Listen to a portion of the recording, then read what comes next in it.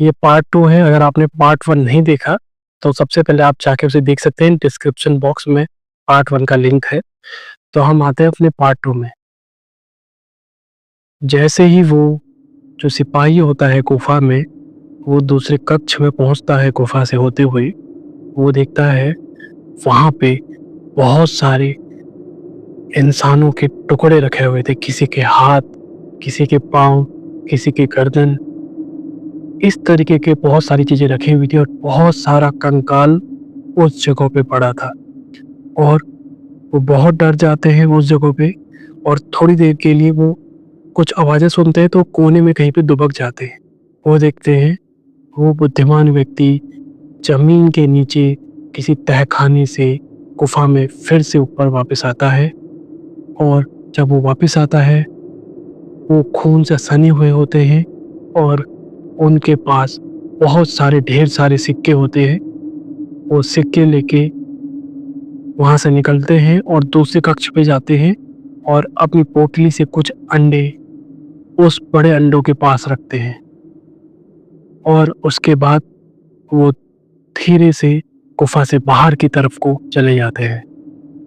जो सिपाही होता है, वो ये सब देख के बहुत डर जाता है कि ये बुद्धिमान व्यक्ति इस गुफ़ा के अंदर के तहखाने में कहाँ गए थे और ये खून से क्यों सने हुए हैं और इनके पास ये अंडे कहाँ से आए। जैसे ही बुद्धिमान व्यक्ति बाहर चले जाते हैं, वो भी तुरंत गुफ़ा से बाहर चले जाता है, क्योंकि वो बहुत डर गया होता है। सिपाही पूरी रात भर यही सोचता है कि आखिरकार उन बुद्धिमान व्यक्ति के पास वो अंडे और धन कहाँ से आया। वो राजा को बताने का निर्णय करता है और अगले दिन राज दरबार में चले जाता है। और जब राज दरबार में पहुंचता है, वो देखता है वो बुद्धिमान व्यक्ति बिल्कुल राजा के बगल में बैठे हुए हैं। वो राजा के एकदम खास मंत्री हैं। ये देख के वो सन्न हो जाता है और राजा को बताने की हिम्मत नहीं करता है, क्योंकि उसे डर था कि अगर वो बिना सबूतों के ये सब चीज़ें बोलने लगेगा, तो कहीं ऐसा ना हो उसे झूठा साबित कर दिया जाए और फांसी के फंदे पे न लटका दिया जाए।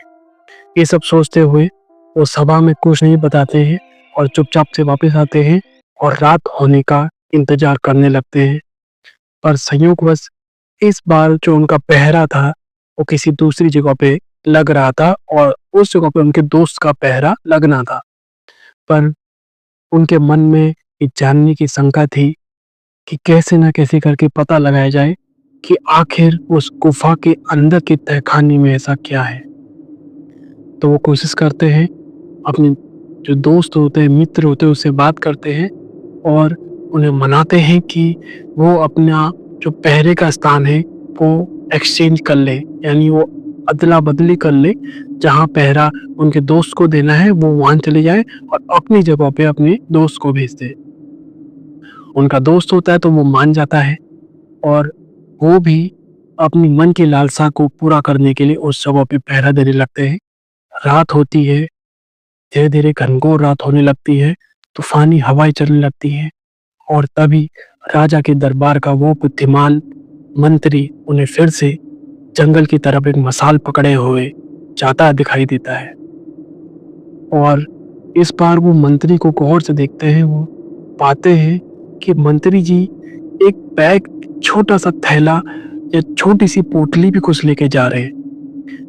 पोटली तो हर बार थी, पर इस बार उन्होंने उस पे ध्यान से गौर किया।